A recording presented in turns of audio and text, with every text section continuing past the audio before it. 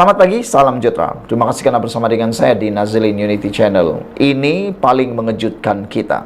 Sejak Anwar Ibrahim merombak kabinet beberapa hari yang lepas, inilah kejutan yang paling besar. Kejutan itu ialah melibatkan Tokmat Muhammad Tokmat yang dipanggil Tokmat ini, yaitu Naib Presiden UMNO. Dialah yang paling kejutan besar. Beliaulah yang paling kejutan besar, selain daripada ditukarkan daripada portfolio Menteri Pertahanan yang kini telah ditukarkan kepada Menteri Kementerian Luar pula. Hari ini kita digemparkan pula dengan laporan yang betul-betul mengejutkan. Laporan ini menulis daripada Esro Awani, Muhammad Sabu pula, Tokmat belum jejak kaki ke pejabat baru sejak dilantik Menteri Luar. Apa cerita nih? Cerita ini sehingga ada yang menulis dalam ruangan komen, kata mereka, merajuk ke, adakah Tokmat sakit hati ke, kata mereka. Sebenarnya itu semua adalah salah.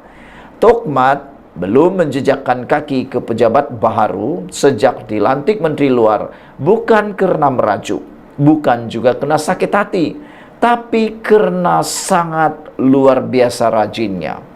Beliau belum sempat sebenarnya menjejakkan kaki ke pejabat beliau, kerana selepas beliau dilantik, beliau terus menjalankan tugas dan dibawa oleh Anwar Ibrahim menjalankan tugas.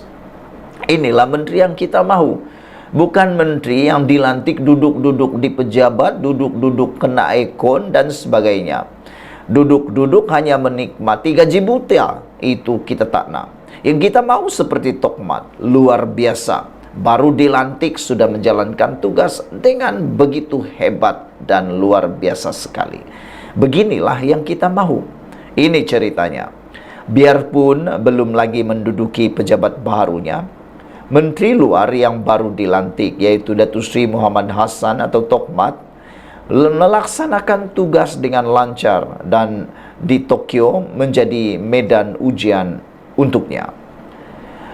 Tokmat kini merupakan sebahagian daripada delegasi rasmi Perdana Menteri Datuk Seri Anwar Ibrahim dalam lawatan kerja mereka ke Jepun. Peralihan penting ini berlaku susulan pelantikan Muhammad ataupun Tokmat sebagai Menteri Luar baru-baru ini. Satu peranan yang digalas beliau selepas rombakan kabinet diumumkan 2 hari sebelum perjalanan ke Tokyo. Beliau menggantikan Datuk Seri Zamri Abdul Kadir yang dilantik sebagai Menteri Pendidikan Tinggi. Ketika ditanya mengenai peranan baharunya semasa majlis minum petang di Aspora Malaysia di sini, Muhammad ataupun Tokmat secara berseluruh berkata, saya belum lagi menjejakkan kaki di pejabat baharu saya di Putrajaya, tetapi saya sudah ada di sini sekarang sebagai Menteri Luar. Oleh kerana kesuntukan masa selepas pelantikannya dan lawatan kerja ini, Muhammad berkata beliau tidak berpeluang untuk bertemu dengan pegawai-pegawai kementerian itu atau membuat persiapan terlebih dahulu. Bagaimanapun di Jepun, beliau dapat memperuntukkan masa daripada jadual padatnya, termasuk bertemu dengan Kapten Industri bersama Perdana Menteri dan menghadiri perjumpaan di Kementerian Luar Jepun dengan rakan sejawatnya Yoko Kamikawa. Apabila ditanya mengenai pertemuannya dengan Yoko, Tokmat berkata, tiada masalah kerana saya pernah berjumpa dengan Yoko sebelum itu semasa saya Menteri Pertahanan. Semasa lawatan itu, sidang kemuncak peringatan ASEAN, Jepun dan mesyuarat pemimpin komuniti sifar emisi Asia menawarkan sebuah platform terbaik untuk Muhammad membiasakan diri dengan rakan-rakan sejawatnya dari negara-negara ASEAN. Saudara-saudara sekalian, inilah penjelasan pencerahan mengapa Tokmat belum menjejakkan kaki ke pejabat baru sejak dilantik Menteri Luar. Bukan kerana merajuk, bukan juga kerana menghilangkan diri, bukan juga kerana sakit hati, tapi kerana kehebatan dan luar biasanya Tokmat. Terima kasih Tokmat kerana sanggup berkorban untuk kami semua. Sekian dulu untuk kali ini. Jangan lupa tinggalkan komen Anda, tekan butang subscribe. Kita jumpa lagi. Bye-bye. Selamat pagi. Apa sudah jadi dengan Papa Gomo? Adakah beliau sudah tidak waras lagi? Adakah beliau sudah tidak dapat berfikir dengan lebih baik dan waras? Sehingga kan beliau sanggup mengeluarkan satu video yang membayangkan Perdana Menteri hidap AIDS. Apa jadi pada beliau ini? Dipetik daripada Malaysia kini, akhirnya kebiadaban ataupun kelantangan, keberanian melampau Papa Gomo akhirnya menerima padah apabila polis akhirnya menyasat Papa Gomo kerana kes video yang membayangkan Perdana Menteri hidap AIDS. Papa Gomo ni dah lama tak muncul. Sekali muncul, timbul terus kontroversi. Suka menimbulkan kontroversi, suka menimbulkan huru-hara yang bukan huru-hara yang berbahaya, tetapi huru-hara dari segi kenyataan-kenyataan beliau. Kenyataan beliau yang terkini ini memang sangat tidak wajar. Kenapa? Tidak mempunyai fakta. Selain daripada itu, ini boleh dianggap memalukan Malaysia, memalukan Perdana Menteri kita. Polis sedang menyiasat penulis blog iaitu Wan Muhammad Azri Wan Derus berhubung video yang kelihatan membayangkan Perdana Menteri Anwar Ibrahim menghidap AIDS. Timbalan Ketua Jabatan Siasatan Jenayah Bukit Aman Rusdi Muhammad Isa berkata, video bertajuk Datuk Seri Anwar Ibrahim, penyakit misteri tiada penawar AIDS, memfitnah Perdana Menteri. PDRM mengingatkan orang ramai bahawa tindakan tegas tanpa kompromi akan diambil terhadap pihak-pihak yang menggunakan platform media sosial untuk mengulas atau memanipulasi isu-isu sehingga menyentuh isu ketenteraman awam, prinsip moral, fitnah atau pengapian apa-apa kesalahan. Katanya pada satu kenyataan hari ini, Malaysia kini tidak dapat memastikan kandungan video itu kerana halaman YouTube Wan Muhammad Azri dan rakaman berkenan tidak lagi boleh diakses setakat ini. Bagaimanapun, terdapat catatan oleh penulis blog itu yang dikenali sebagai Papa Gomo dan kini se-Azri pada media sosial X yang mendakwa Anwar dihukum kerana tuduhan homoseksual. Anwar telah didakwa di mahkamah atas tuduhan liwat 2 kali, tetapi sabitan dalam kes pertama dibatalkan oleh Mahkamah Persekutuan pada tahun 2004, manakala dia telah diberikan pengampunan penuh pada 2018 berikutan sabitan kedua. Anwar yang mengekalkan pengakuan tidak bersalah berkata, pengampunan penuh itu diberikan kerana terdapat pelanggaran prinsip keadilan dalam kesnya. Menurut Rusdi, Wan Muhammad Azri disiasat mengikut Seksyen 14 Akta Kesalahan Kecil kerana berkelakuan menghina, Seksyen 504 Kanun Keseksaan kerana menghina dengan sengaja untuk menceroboh keamanan, dan Seksyen 233 Akta Komunikasi dan Multimedia yang menghukum penggunaan tidak sewajarnya kemudahan rangkaian atau perkhidmatan rangkaian. Beberapa komen daripada netizen di ruangan Malaysia kini berkaitan isu ini adalah, cari makan je, kata Papa Gomo ni asik dibayar untuk membunuh korektor orang patut dihumban dalam penjara dari dulu lagi. Tapi kata beliau belum lagi dihukum. Black Zebra kata hairan juga dengan orang tempatan. Lebih minat membaca cerita merapu daripada blogger corot macam ini. Katanya, tangkap sajalah, buat apa tunggu sebelum mengotorkan otak-otak orang lain, kata beliau.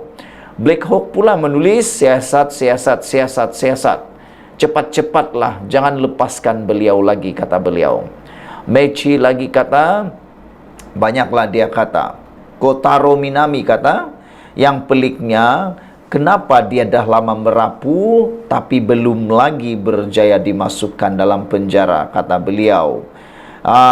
Dan Rendezvous pula menulis, dia ni suka merapu, dah jadi boring dan memualkan. Tak payahlah nak layan dia, dah over, kata Rendezvous.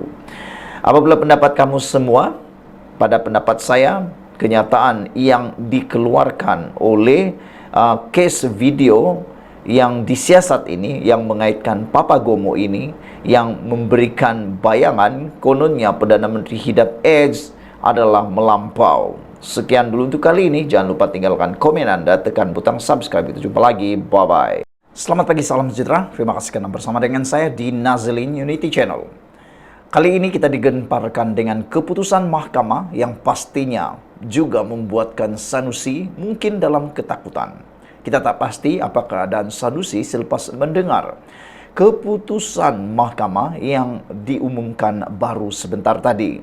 Kita dikejutkan saat subuh yang amat indah ini.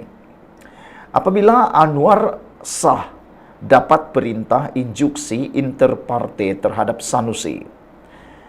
Datuk Seri Anwar Ibrahim memperoleh perintah injuksi inter partes dua belah pihak bagi menghalang Menteri Besar Kedah Datuk Seri Muhammad Sanusi Maknor daripada mengulangi dan menerbitkan semula kenyataan didakwa memfitnah Anwar Ibrahim.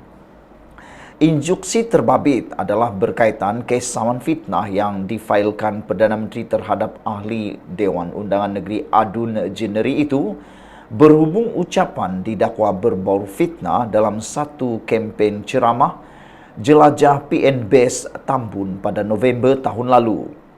Hakim Mahkamah Tinggi di Alor Setar, Mahazan Mat Taib, membuat keputusan itu hari ini selepas mendengar hujahan peguam Datuk S. N. Nair yang mewakili Anwar dan Peguam Farizal Yusof yang bertindak bagi pihak Muhammad Sanusi pada 16 Oktober lalu. Menurut Nair, ketika dihubungi pemberita hari ini, mahkamah membenarkan permohonan anak guamnya yang memberikan injuksi inter partes sehingga kes saman utama diputuskan mahkamah. Beliau berkata, Muhammad Sanusi juga dilarang mengeluarkan kenyataan serupa atau yang mempunyai kesan sama dalam apa jua cara, bentuk atau lain-lain yang mempunyai kecenderungan untuk menggambarkan Anwar sama ada secara langsung atau sindiran seperti dalam pernyataan tuntutan anak guamnya. Katanya, mahkamah kemudian menetapkan 19 Februari depan melalui prosiding e-review di hadapan pentadbir pendaftar bagi status terkini pemfailan dokumen sebelum perbicaraan. Pada 30 Julai lalu, Mahkamah sama membenarkan permohonan Anwar untuk mendapatkan permohonan injuksi ex parte sebelah pihak berhubung perkara sama. Berdasarkan penyataan tuntutan, Anwar mendakwa pada 13 November tahun lalu Muhammad Sanusi yang juga pengerusi Perikatan Nasional PN Kedah memberi ucapan pilihan raya pada ceramah itu sebagai menyokong calon PN bagi Parlimen Tambun, Datuk Seri Ahmad Faizal Azumu dengan ratusan pengunjung menghadiri ceramah itu. Anwar mendakwa ucapan dalam ceramah itu diterbitkan atau menyebabkan penerbitan semula dan disiarkan secara siaran langsung dalam aplikasi Facebook di bawah nama Faizal Azumu yang mendapat tontonan lebih 88,000 kali, 531 reaksi dan 58 kali perkongsian dan 384 komen setakat tarikh pemfailan saman itu. Pengerusi Pakatan Harapan PH itu mendakwa pada 14 November tahun lalu, kenyataan fitnah daripada video itu telah dipetik oleh Malaysia Kini dan portal berkenan menerbitkan satu artikel dalam bahasa Melayu dan bahasa Inggeris bertajuk Kes Liwat Anwar, dulu kasihan sungguh, sekarang pas kata kena pakia. Anwar pikia, kena pikia, kata laporan ini. Anwar mendakwa kenyataan fitnah itu antara lain membawa maksud Planatif mendapat pengampunan diraja melalui penipuan dan kekal tidak diampunkan, serta telah memperdayakan Yang di-Pertuan Agung, seorang pembohong, tidak boleh dipercayai, tidak beretika dan mengkhianati mandat rakyat. Planatif mendakwa kenyataan itu adalah tidak benar, keji serta berniat jahat, dengan tujuan untuk menghasut orang ramai dan menimbulkan kebencian pribadi terhadapnya, dan PH semasa tempo berkempen menjelang pilihan raya umum ke-15 pada 9 November tahun lalu. Anwar mendakwa kenyataan fitnah itu menyebabkannya dihina, mendapat cemuhan daripada masyarakat, selain memudaratkan imej dan reputasi baiknya sebagai Presiden PKR, Pengerusi Pakatan Harapan, Ahli Parlimen Tambun, Perdana Menteri ke-10 dan Menteri Kewangan Malaysia. Anwar mendakwa pada 16 November tahun lalu, Planatif melalui peguamnya menuntut defendant menarik balik, memohon maaf, mengaku janji untuk tidak mengulangi dan membayar ganti rugi kepada Planatif. Namun defendant melalui surat peguamnya bertarikh 7 Disember tahun lalu membalas surat dan menyatakan pengakuan tidak berbelah bagi mengenai fakta dalam ucapan itu. Sehubungan itu, Planatif memohon ganti rugi teruk serta teladan selain perintah dan menghalang defendant daripada terus mengungkap, mengarang, menerbitkan atau menerbitkan semula kenyataan serupa terhadap Planatif serta relief lain yang difikirkan sesuai oleh mahkamah. Sekian dulu untuk kali ini. Jangan lupa tinggalkan komen Anda, tekan butang subscribe. Kita jumpa lagi. Bye-bye.